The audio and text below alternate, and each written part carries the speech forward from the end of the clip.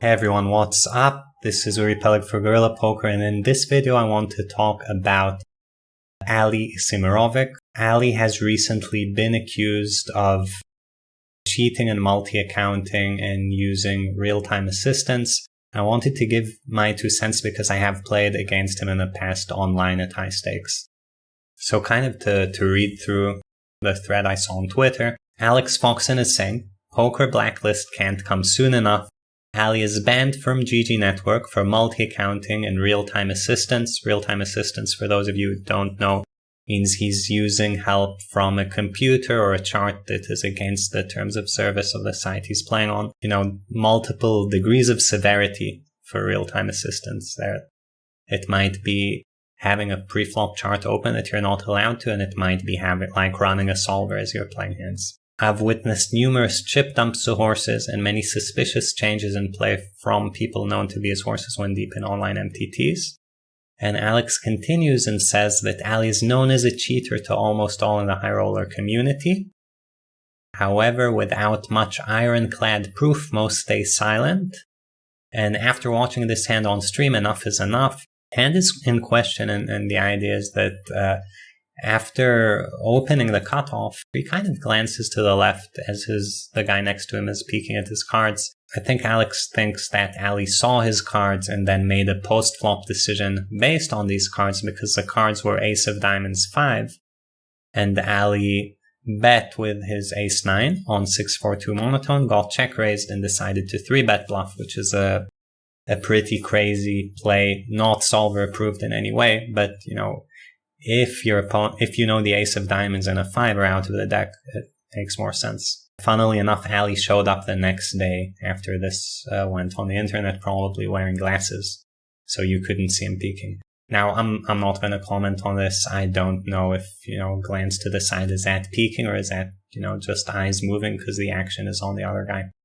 And you often get reads on people by how they look at their cards, like if they flip up their cards slowly and then snap them down, or flip them up slowly and slowly put them down, that could give you a different read. So I can't really say what's going on here. And generally, everything you're going to see in this video, I can't say. I have played Ali on America's Card Room, not a huge number of hands. It was like 2 or 3 years ago.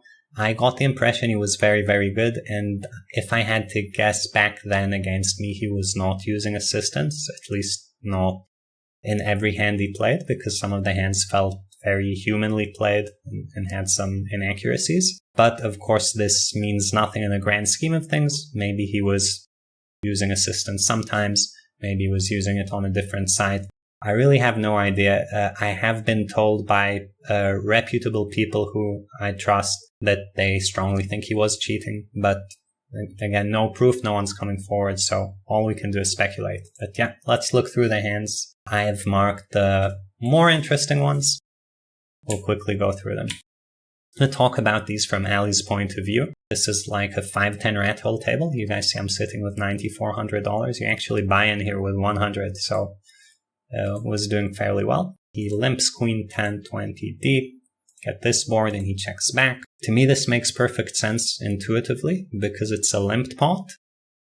The low card boards are kind of my boards because he limped to me and I'm the one who's going to have 5 deuce off and 3-4 and 6-4 and 6-3 and all these hands more than him. This board probably favors my range, so it makes sense to play defensively as the aggressor.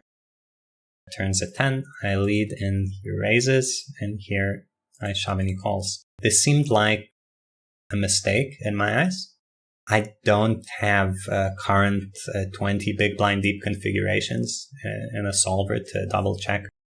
But the reason I think this is wrong is that when Ali raises with his hand, he's opening himself up to a shove. Whenever you're short and you raise, you open yourself up to a shove. And you guys can see that when I shove, his pot odds are 38%. So he's basically kind of burning his hand. Like if I bet and he raises and I shove, his hand, which is a combo draw, which is worth a lot, is basically worth almost $0. whenever I have a pair. Of course, when I have his kicker covered, it's a lot worse for him. But due to this, I would guess this is not a solver play. I would guess the solver would rather raise queen deuce of hearts and fold, or raise, something good and not bluff with this hand. I could be way off. Anyone who has ranges is welcome to check. In my eyes, it's a human mistake, but who knows? Keep the rat hole streak alive. Here we're playing 50-100 heads up. I think this is also a rat hole table, which is why the stacks are as they are. So Ali raises ace queen, we get ace jack 10, he goes half pot flop, half pots a turn, 6 river, I check. Here Ali bets 75% pot. I think if the river were a 5, this bet size would make sense for ace queen, because he's losing to jack 5 and ace 5. But given the river is a 6, that actually doesn't improve my turn calling range in any significant way. I would guess that Ali should shove here. And yeah, I remember years ago when this hand happened, like when I see people do stuff like this, always makes me think, let's play more heads up, because there's something the guy does not understand completely about sizings and game theory. And very often when someone is sizing in a theoretically wrong way, there's a thought process that he's using that I can at some point understand and start doing really sick things against him. So this hand, I feel like is just a straight up mistake. Again, feel free to prove me wrong, anyone who has 70, 60 deep ranges. This is something, one of the subjects I'm going to talk about in the course that I'm releasing on Upswing Poker, 25th of April. Be sure to check that out, course about exploitative poker. We have hours of videos about how people size their bets and how you can understand what's going on and how you can exploit that. Here I call and lose, and in terms of my call, I think it's probably fine. This hand is either a pure call or indifferent on the river. I can't, of course, always fold my ace-x, so nothing too special about my call. I just think his sizing is a bit wrong. This hand I remember as well. It's funny, I remember these hands against Ali, but this hand actually is what made me think he was just a really good player. So here he calls king queen off suited. We're 3-way. Check, check, and I quarter pot my nut flush draw. Ali calls, and holy cannoli folds. Also a well-known streamer. So turn king of hearts, he checks. I bet 2/3 and he calls. This is a very standard call with king queen of clubs. You're just supposed to call this hand. It's beating my bluffs, it's unblocking my bluffs, and it has 4 outs to effectively the nuts, even though, he loses to some straight flushes and stuff, but 4 outs to good boats. So very, very standard at this point. And then 5 of diamonds river, Ali checks, and I overbet shove my ace of hearts, which again I think is the correct play on my part. And Ali tanked a lot. He tanked for a long time and decided to call. Again, when I'm judging from my point of view, was he cheating in this hand or not? I think the call is very sharp.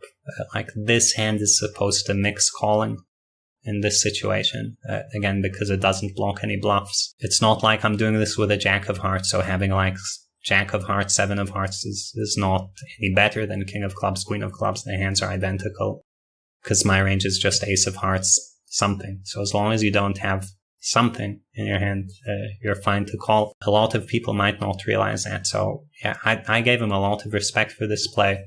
He tanked a lot before making it. Again, in terms of what you think, maybe that's because he was running a solver on the side to make sure because it's a big pot. Maybe because he was just a human thinking about it. And again, I'll put this out there. I have no clue. Has he cheated? Hasn't he cheated? I just have the hands I played against him years ago on one specific site. So don't take this to mean I have any opinion. I'm just kind of sharing these with you guys. But yeah, good play by Ali. Here he has queen 4.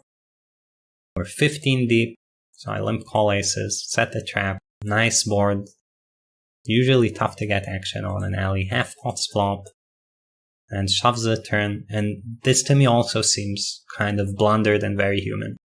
I feel like this is not a sizing scheme you want to be taking in this scenario. Given that he ISO'd and I called at 15 deep, this is not a very wet connected situation where he needs to shove pot. I think this is just too big of a bet size.